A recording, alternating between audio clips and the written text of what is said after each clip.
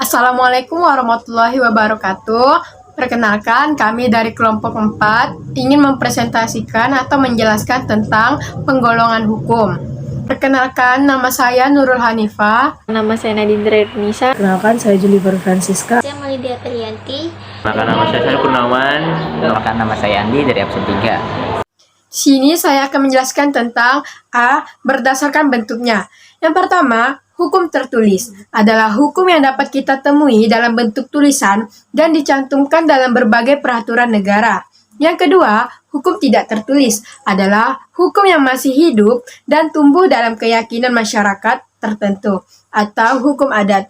Dalam praktik ketatanegaraan, hukum tidak tertulis atau konvensi, contohnya pidato kenegaraan Presiden Republik Indonesia setiap tanggal 16 Agustus. Dan saya akan menjelaskan tentang penggolongan hukum berdasarkan tempat berlakunya. Yang pertama, hukum lokal. Hukum lokal adalah hukum yang berlaku hanya di daerah tertentu saja. Misalnya, hukum adat Manggarai Flores, Endelio Flores, Jawa, Minangkabau, dan sebagainya. Yang kedua, hukum nasional.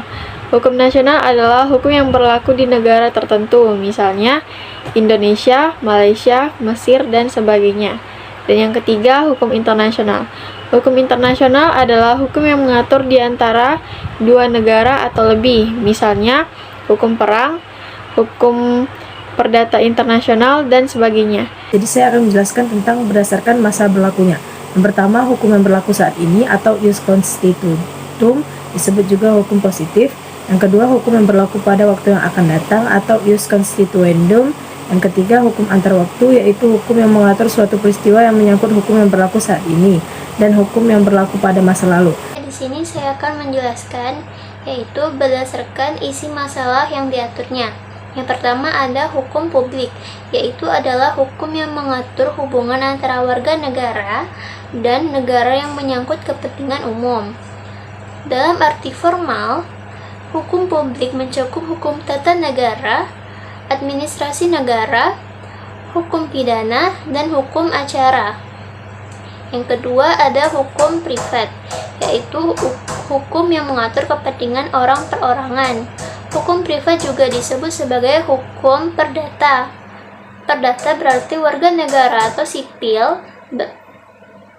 Sumber pokok hukum perdata adalah Burgerlijk Wetboek atau BW.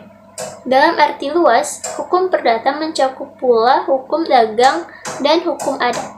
Berdasarkan cara mempertahankannya. Hukum material adalah hukum yang mengatur tentang isi hubungan antar sesama anggota masyarakat, antar anggota masyarakat dengan penguasa negara, dan antar masyarakat dengan penguasa negara. Saya akan melanjutkan presentasi dari Syahrul Kurniawan tentang berdasarkan cara mempertahankannya. Yang kedua, hukuman formasi adalah hukuman yang mengatur tentang cara penguasaan mempertahankan dan menegakkan serta melaksanakan kaidah-kaidah hukum material dan cara menuntunnya apabila hak seseorang telah dilanggar oleh orang lain. Masa lalu. Sekian dari saya. Terima kasih.